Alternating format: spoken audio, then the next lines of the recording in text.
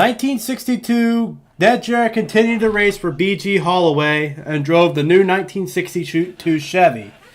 Throughout the year, Ned Jarrett competed in 52 of the 53 events. Throughout the year, he won 6 races, 19 top 5s, 35 top 10s. However, he finished a close third in points, but had an average finish of 9.3 and also earned about the same amount as he did in his championship year, except a little more, a little over $43,000. So let's go on to another even better year, 1963. After driving for B.J. Holloway in the 61 and the 62 season, Ned Jarrett decided he drove in the first 2 races for B.J. Holloway in the 63 season, but eventually went to Charles Robertson, driving the 1963 Ford. And would also get some financial backing with Burton and Robinson. And throughout the 1963 season, Ned Jarrett had an even better year by winning 8 races, 32 top 5s, 39 top 10s, and was able to get a better average finish of 8.6. However, he finished a little worse than points, which was 4th. However, he managed to collect almost $46,000 that year in career winnings. But let's go on to an even better year, 1964.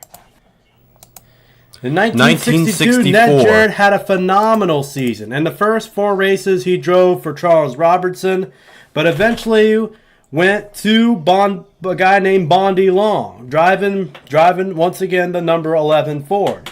He will also have financial backing for a few races throughout the season.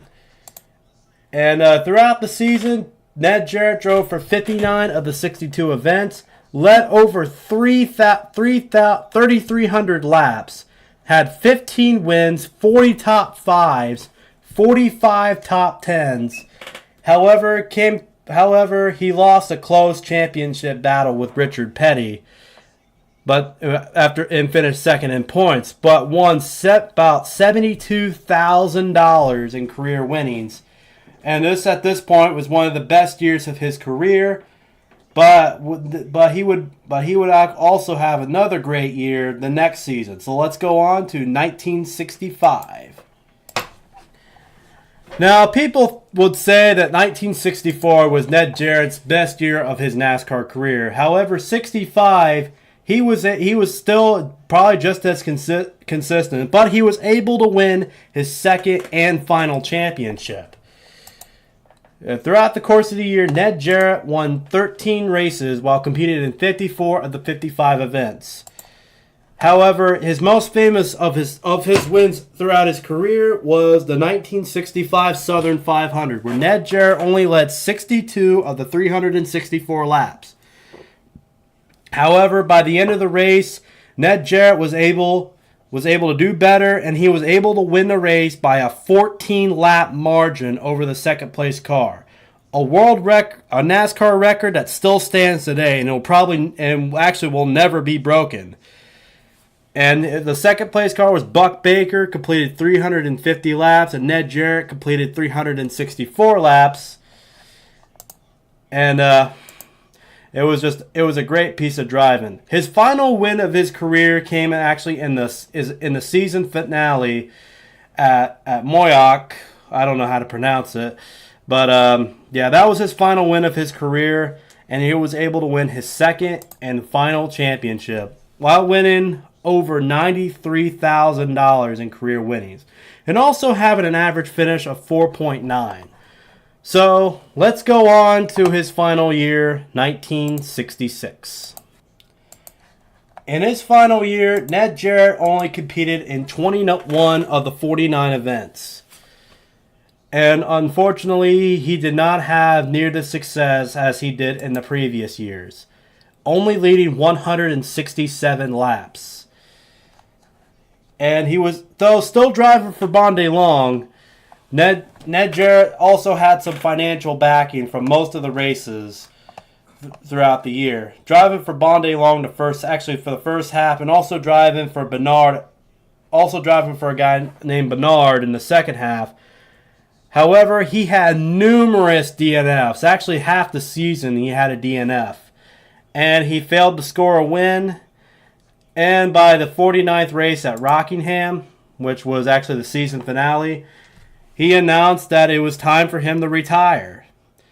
And at the end of the season, Ned Jarrett only had 5 top 5s and 8 top 10s and earned a little over $23,000 and finished 13th in points that year. And Ned Jarrett was one of the youngest NASCAR stars to retire.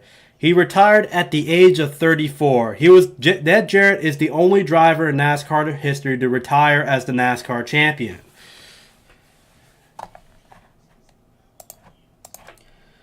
After his retirement, Ned Jarrett became a full-time dad to his kids, Glenn and Dale. But however, he became very interested in racing announcing. And in the early 60s, he began a radio program for WNNC in Newton, North Carolina. He also joined Dr. Jerry Punch, who also began his career on a local high school radio station staff in 1965. This was the beginning of Ned Jarrett's radio career. Then much later in 1978, Ned Jarrett became a radio broadcaster for MRN. But then also about a year later, we all remember Ned Jarrett for this. He was a pit reporter for CBS for NASCAR on CBS from 1979 to 1984. And then later he would get promoted to a color analyst, meaning person calling the race from the booth, for that he was most famous for during his commentating years from 1984 until the end of 2000. He would also be a color analyst for ESPN from 1989 also until the end of 2000.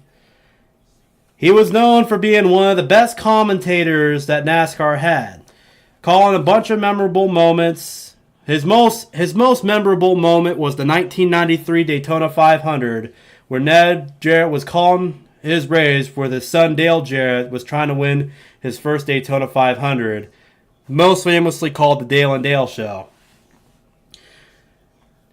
Throughout this time, Ned Jarrett would retire after the end of 2000, but he would return 15 years later for the Darlington race for the Labor Day weekend as a throwback weekend was formed, so they bring in old commentators to call the race.